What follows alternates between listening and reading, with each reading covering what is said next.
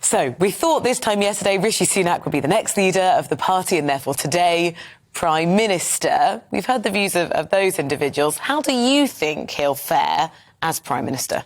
I think a lot of Conservatives will be waking up this morning feeling more positive than they have for a while. I think he was clearly the best choice to unify the party. I think you saw in the end, even supporters of Boris Johnson and Penny Mordaunt rolling in behind him.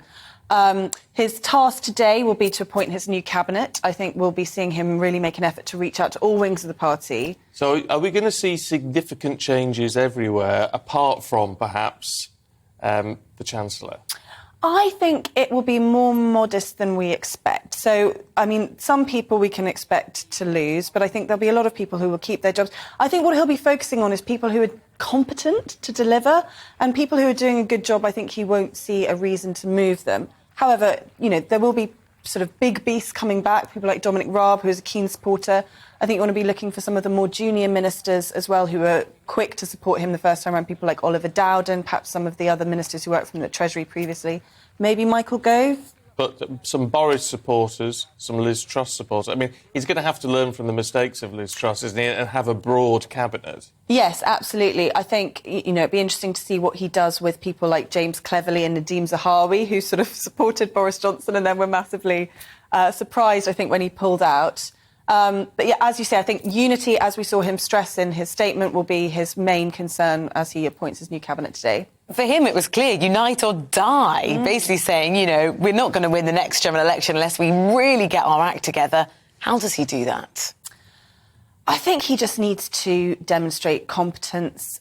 He needs to, the economic situation is clearly going to be, first and foremost for him. And with his experience as Chancellor, he should be well placed to reassure the markets. We've already seen them sort of rally with the news of him becoming Prime Minister.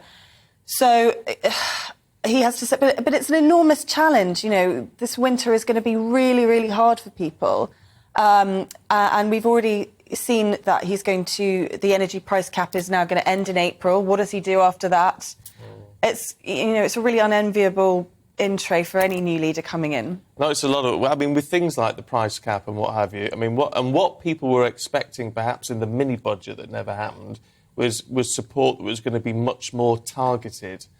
Is that going to be the focus, do you think, moving forward? Actually delivering for those people who really need the help and everyone else just having to muddle through as best they can?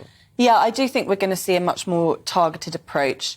The difficulty is how you actually do that, because the government is actually very bad at knowing what constitutes a household, if you see what I mean. So people on universal credit, that's quite easy. We know who they are. We know where to find them. That's about 20% of the population. So those people are easy to help.